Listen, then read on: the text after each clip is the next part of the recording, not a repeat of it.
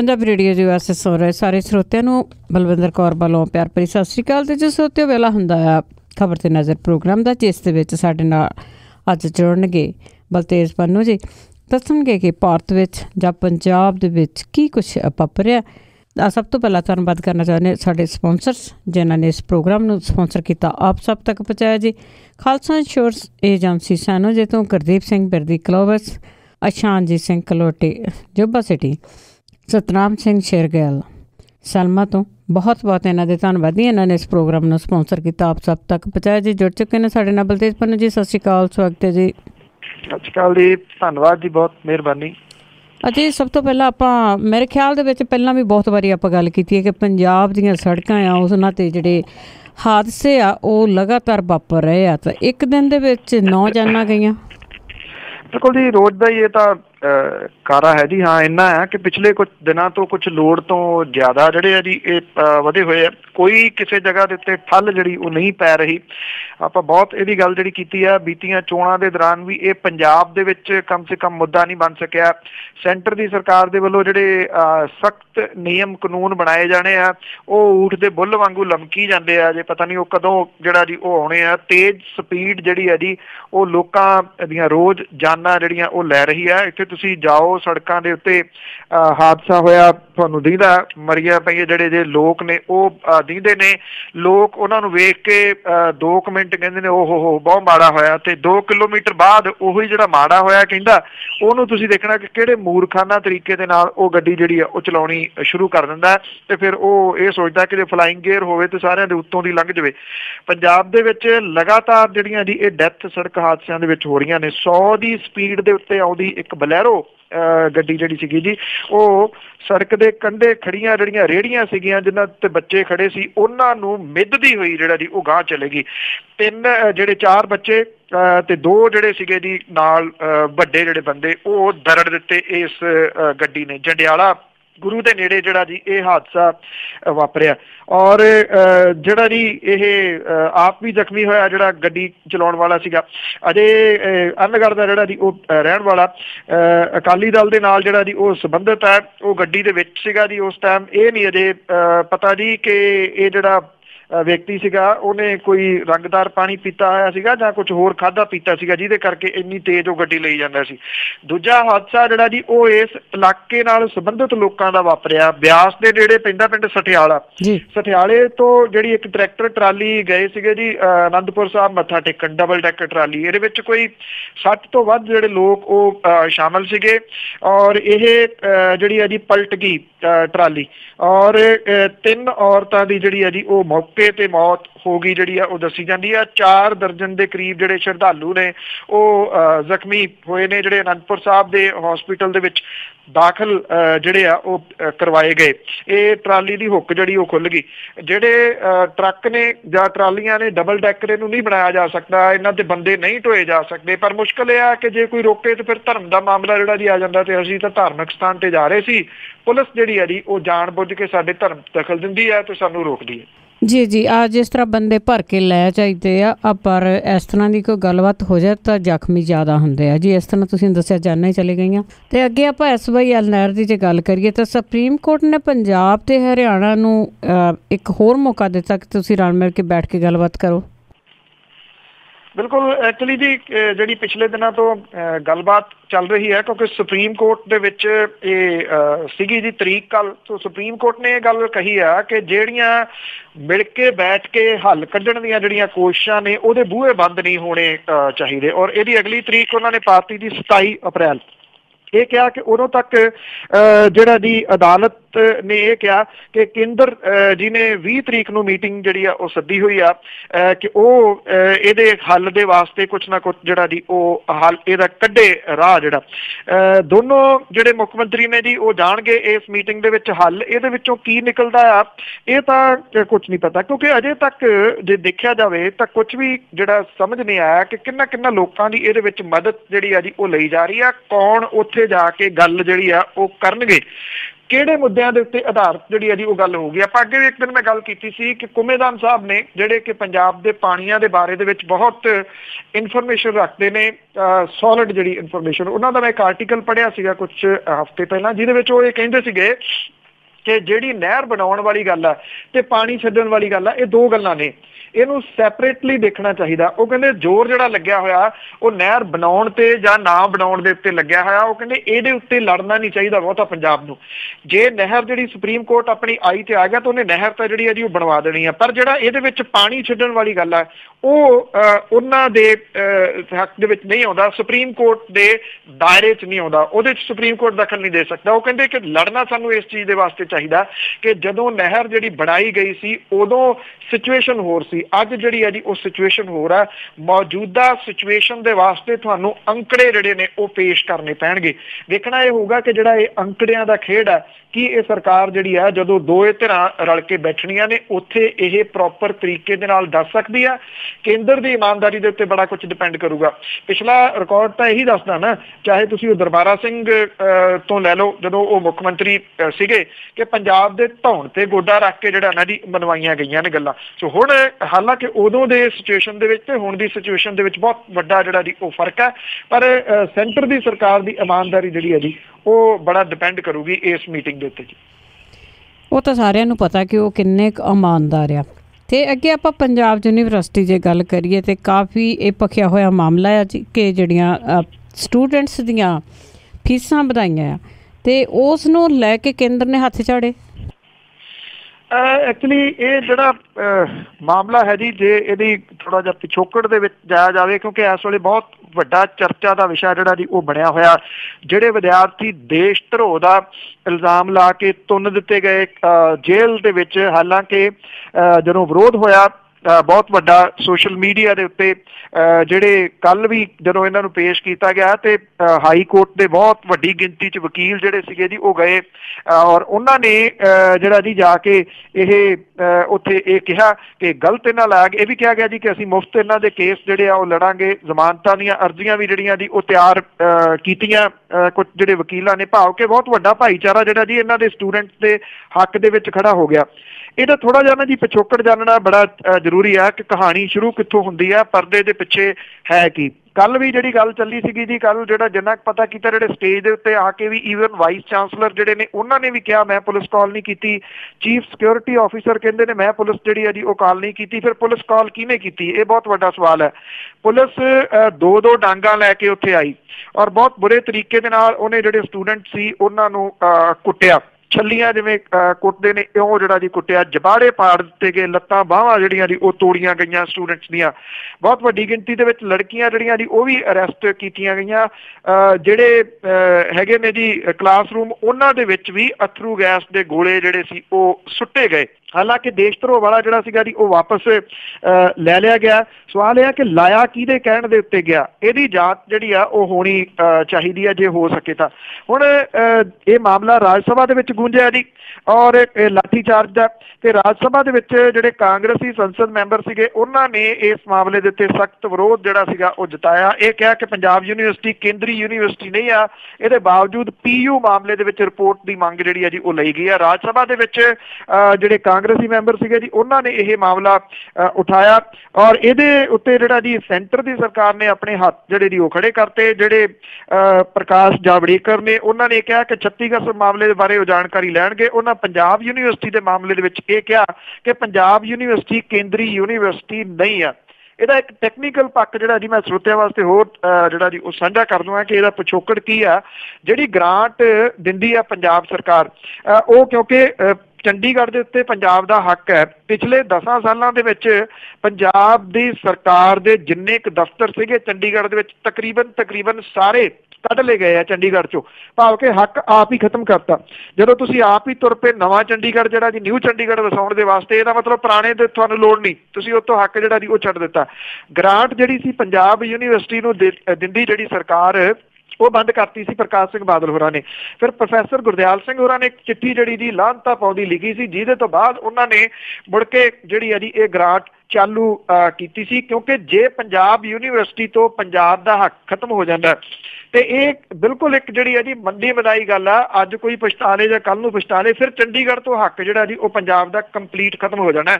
ਇਹ ਇੱਕ ਕੜੀ ਆ ਜਿਹੜੀ ਪੰਜਾਬ ਦਾ ਚੰਡੀਗੜ੍ਹ ਦੇ ਉੱਤੇ ਹੱਕ ਜਿਹੜਾ ਜੀ ਉਹ ਦੱਸਦੀ ਹੈ। ਇਹ ਕੜੀ ਖਤਮ ਕਰਨ ਦੇ ਯਤਨ ਜਿਹੜੇ ਆ ਜੀ ਉਹ ਪਿਛਲੇ ਸਮੇਂ ਦੇ ਦੌਰਾਨ ਪਿਛਲੀ 10 ਸਾਲਾਂ ਵਾਲੀ ਸਰਕਾਰ ਨੇ ਪੂਰੇ ਜਿਹੜੇ ਆ ਜੀ ਉਹ ਕੀਤੇ ਆ।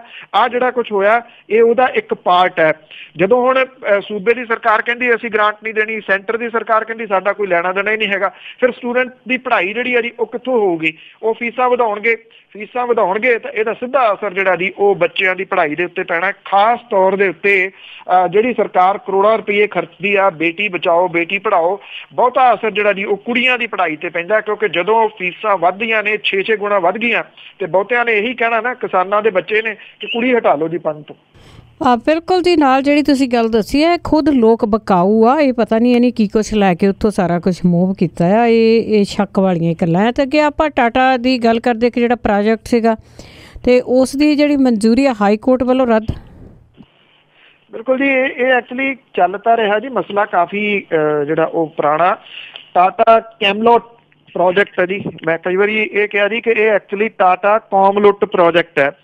ਜਿਹੜੀ ਇੱਥੇ ਸੁਖਨਾ ਝੀਲ ਆ ਉਹਦੇ ਨੇੜੇ ਜਿਹੜਾ ਜੀ ਕੰਢੇ ਦੇ ਉੱਤੇ ਇਹ ਜਿਹੜਾ ਜੀ ਪ੍ਰੋਜੈਕਟ ਬਣਨਾ, ਜਿਹੜੀਆਂ ਵੱਡੀਆਂ ਇਮਾਰਤਾਂ ਬਣਨੀਆਂ, ਜਿਹੜੀਆਂ ਪਹਾੜਾਂ ਦੇ ਜਿਹੜਾ ਜੀ ਉੱਥੇ ਫੇਸ ਇਹਦਾ ਹੋਊਗਾ, ਰਿਵਿਊ ਫੇਸ ਹੋਊਗਾ। ਉਦੋਂ ਤੋਂ ਲੈ ਕੇ ਇਹ ਕਿਹਾ ਗਿਆ ਸੀਗਾ ਜੀ ਕਿ ਇਹ ਇਨਵਾਇਰਮੈਂਟ ਦੇ ਵਾਸਤੇ, ਵਾਤਾਵਰਨ ਦੇ ਵਾਸਤੇ ਖਤਰਨਾਕ ਜਿਹੜਾ ਜੀ ਉਹ ਹੋ ਸਕਦੀਆਂ ਨੇ। ਕੀਤਾ ਕੀ ਗਿਆ ਸੀਗਾ ਜੀ ਇਹਦੇ ਵਿੱਚ? ਜਿਹੜੇ ਰਾਜਨੀਤਿਕ ਨੇ ਇੱਕ ਗੱਲ ਬੜੀ ਫੇਅਰ ਕੀਤੀ ਇਸ ਪ੍ਰੋਜੈਕਟ ਵਾਲਿਆਂ ਨੇ, ਉਹਨਾਂ ਨੇ ਛੱਡਿਆ ਕੋਈ ਨਹੀਂ ਜੀ, ਚਾਹੇ ਉਹ ਰਵਾਇਤੀ ਪਾਰਟੀਆਂ ਸੀ, ਅਕਾਲੀ, ਚਾਹੇ ਕਾਂਗਰਸੀ, ਚਾਹੇ ਈਵਨ ਕਾਮਰੇਡ ਤੱਕ ਸੀਗੇ ਜੀ, ਉਹਨਾਂ ਨੂੰ ਵੀ ਇਹਦੇ ਵਿੱਚ ਫਲੈਟ ਜਿਹੜੇ ਉਹ ਦੇ ਦਿੱਤੇ ਗਏ ਸੀ, ਭਾਵ ਕਿ ਮੂੰਹ ਬੰਦ ਕੀਤਾ ਗਿਆ ਸੀਗਾ। ਸਾਰਿਆਂ ਦੇ ਨਾਮ ਉਹਦੇ ਵਿੱਚ ਸ਼ਾਮਲ ਨੇ, ਬੜੇ ਲੰਮੇ ਚੌੜੀ ਲਿਸਟ ਹੈ ਜੀ ਕਿੰਨਾ ਨੂੰ ਫਲੈਟ ਜਿਹੜੇ ਸੀਗੇ ਉਹ ਦਿੱਤੇ ਗਏ ਸੀਗੇ। ਇਹ ਮਾਮਲਾ ਜਿਹੜਾ ਸੀਗਾ ਜੀ ਚਲੇ ਗਿਆ ਅਦਾਲਤ ਦੇ ਵਿੱਚ। ਹੁਣ ਜਿਹੜੀ ਦਿੱਲੀ ਹਾਈ ਕੋਰਟ ਹੈ ਜੀ ਉਹਨੇ ਇਹ ਗੱਲ ਕਹੀ ਹੈ ਕਿ ਟਾਟਾ ਕੈਮਲੋਟ ਦਾ ਗ੍ਰੇਟਰ ਮੁਹਾਲੀ ਵਾਲਾ ਤਜਵੀਜ਼ਤ ਟਾਊਨਸ਼ਿਪ ਪ੍ਰੋਜੈਕਟ ਚੰਡੀਗੜ੍ਹ ਦੀ ਸੁਖਨਾ ਝੀਲ ਦੇ ਕੈਟਮੈਂਟ ਖੇਤਰ ਦੇ ਵਿੱਚ ਪੈਂਦਾ। ਇਹਨੇ ਇਸ ਫੈਸਲੇ ਦੇ ਪ੍ਰੋਜੈਕਟ ਲਈ ਭਾਰੀ ਸੰਕਟ ਜਿਹੜਾ ਜੀ ਉਹ ਖੜਾ ਕਰ ਦਿੱਤਾ। ਉਹਨੇ ਕੋਈ ਹਰੀ ਝੰਡੀ ਜਿਹੜੀ ਹੈ ਜੀ ਉਹ ਨਹੀਂ ਦਿੱਤੀ। ਇਹ ਕਿਹਾ ਗਿਆ ਜੀ ਕਿ ਸਾਰੇ ਨਿਯਮ ਕਾਨੂੰਨ ਛਿੱਕੇ ਟੰਗ ਕੇ ਇਹ ਪ੍ਰੋਜੈਕਟ ਸ਼ੁਰੂ ਕਰਨ ਦੀ ਗੱਲ ਕੀਤੀ ਗਈ ਸੀ। ਉਹਨੇ ਕਿਹਾ ਕਿ ਜੇ ਪ੍ਰੋਜੈਕਟ ਬਣਾਉਣਾ ਤੇ ਇਨਵਾਇਰਮੈਂਟ, ਵਾਤਾਵਰਨ ਦੇ ਸਾਰੀ ਜਿਹੜੀ ਹੈ ਜੀ ਉਹ ਦੁਬਾਰਾ ਤੋਂ ਇਹਦੀ ਪਰਮਿਸ਼ਨ ਜਿਹੜੀ ਉਹ ਲਈ ਜਾਵੇ। ਉਦੋਂ ਦੇ ਹਾਲਾਤਾਂ ਦੇ ਵਿੱਚ ਤੇ ਅੱਜ ਦੇ ਹਾਲਾਤਾਂ ਦੇ ਵਿੱਚ ਫਰਕ ਬੜਾ, ਏਡੀ ਸੌਖੀ ਨਹੀਂ ਹੋਣੀ ਜੀ ਇਹ ਇਨਵਾਇਰਮੈਂਟ ਤੋਂ ਜਿਹੜੀ ਆ NOC ਲੈਣੀ, ਜਦੋਂ ਕਿ ਜਿਹੜਾ ਗ੍ਰੀਨ ਟ੍ਰਿਬਿਊਨਲ ਆ ਉਹ ਫਿਰ ਵੀ ਪਹਿਲਾਂ ਨਾਲੋਂ ਜਿਹੜਾ ਜੀ ਉਹ ਕਾਫੀ ਚੰਗਾ ਕੰਮ ਕਰ ਰਿਹਾ। ਪਰ ਉਦੋਂ ਇਹ ਦੇਖਿਆ ਗਿਆ ਸੀਗਾ ਵੀ ਜਿਨ੍ਹਾਂ ਨੇ ਬੋਲਣਾ ਰਾਜਨੀਤਿਕਾਂ ਨੇ ਉਹਨਾਂ ਨੂੰ ਚੁੱਪ ਕਰਾ ਦਿਓ, ਉਹਨਾਂ ਨੂੰ ਜਿਹੜਾ ਸੀਗਾ ਜੀ ਫਲੈਟ ਇੱਥੇ ਦੇ ਦਿੱਤੇ ਗਏ। ਪਰ ਇਹ ਜਿਹੜੇ ਕੁਝ ਲੋਕ ਸੀਗੇ ਜੀ, ਸਿਰੜੀ ਲੋਕ, ਉਹ ਅਦਾਲਤ ਦੇ ਵਿੱਚ ਲੈ ਗਏ ਔਰ ਹਾਈ ਕੋਰਟ ਤੱਕ ਫੈਸਲਾ ਜਿਹੜਾ ਸੀਗਾ ਜੀ ਹੁਣ ਆ ਗਿਆ ਕਿ ਨਹੀਂ ਬਣ ਸਕਦਾ ਹੈ। ਬਿਲਕੁਲ ਜੀ, ਰਲ ਮਿਲ ਕੇ ਤਾਂ ਬਹੁਤ ਕੁਝ ਕਰਦੇ, ਜਦੋਂ ਆਪਣੇ ਹਿੱਸੇ ਦੇ ਵਿੱਚ ਕੁਝ ਚੀਜ਼ਾਂ ਆਉਂਦੀਆਂ ਫੇਰ ਨਹੀਂ ਬੋਲਦੇ।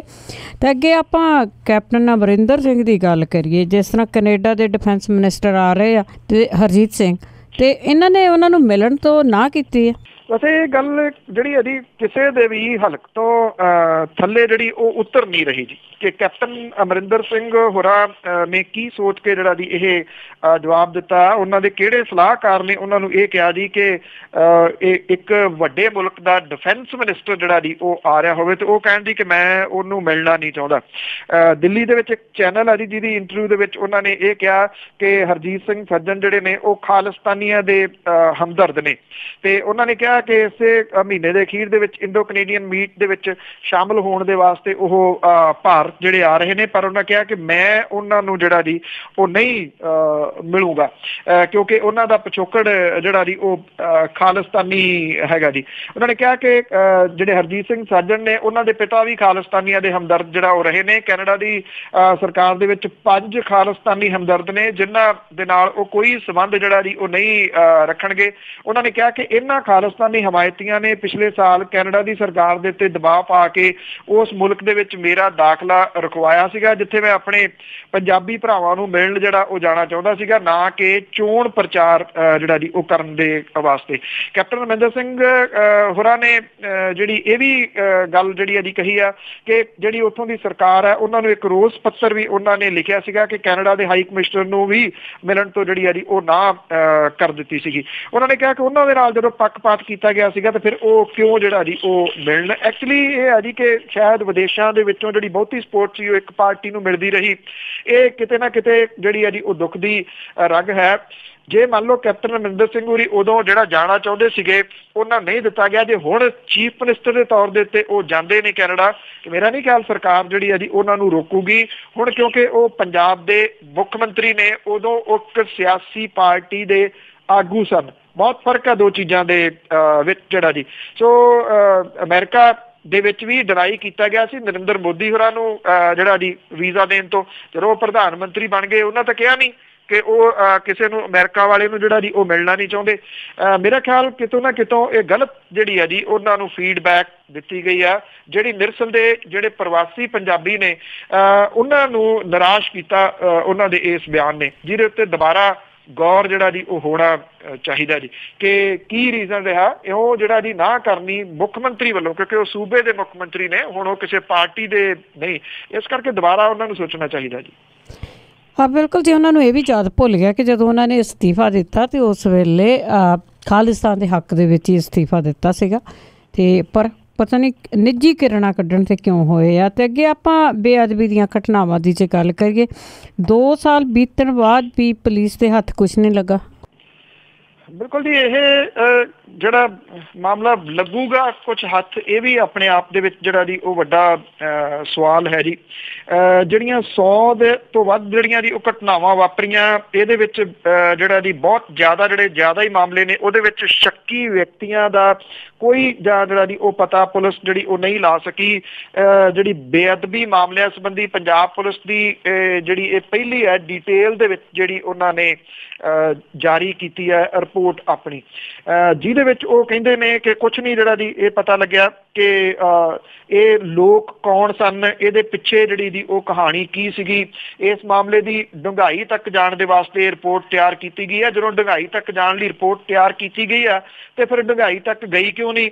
1 ਜੂਨ 15 ਤੋਂ ਲੈ ਕੇ ਹੁਣ ਤੱਕ ਬੇਅਦਬੀ ਦੀਆਂ 100 ਦੇ ਕਰੀਬ ਘਟਨਾਵਾਂ ਜਿਹੜੀਆਂ ਜੀ ਉਹ ਵਾਪਰ ਚੁੱਕੀਆਂ ਹੋਈਆਂ ਨੇ, ਜਿਨ੍ਹਾਂ ਦੀ ਸ਼ੁਰੂਆਤ ਜਿਹੜੀ ਹੈ ਜੀ ਸਭ ਤੋਂ ਪਹਿਲਾਂ ਫਰੀਦਕੋਟ ਜ਼ਿਲ੍ਹੇ ਦੇ ਪਿੰਡ ਬੁਰਜ ਜਵਾਹਰ ਸਿੰਘ ਵਾਲਾ ਤੋਂ ਜਿਹੜੀ ਆ ਉਹ ਹੋਈ ਸੀਗੀ। ਔਰ ਪਿਛਲੀ ਸਰਕਾਰ ਨੂੰ ਨਮੋਸ਼ੀ ਵੀ ਜਿਹੜੀ ਉਹ ਝੱਲਣੀ ਪਈ ਸੀਗੀ। ਜਸਟਿਸ ਜੋਰਾ ਸਿੰਘ ਕਮਿਸ਼ਨ ਵੀ ਬਣਾਇਆ ਜਿਹਨੇ ਫਰੀਦਕੋਟ ਮਾਮਲਿਆਂ ਦੀ ਜਾਂਚ ਕੀਤੀ। ਉਹ ਰਿਪੋਰਟ ਨੂੰ ਜਨਤਕ ਨਹੀਂ ਕੀਤਾ ਗਿਆ।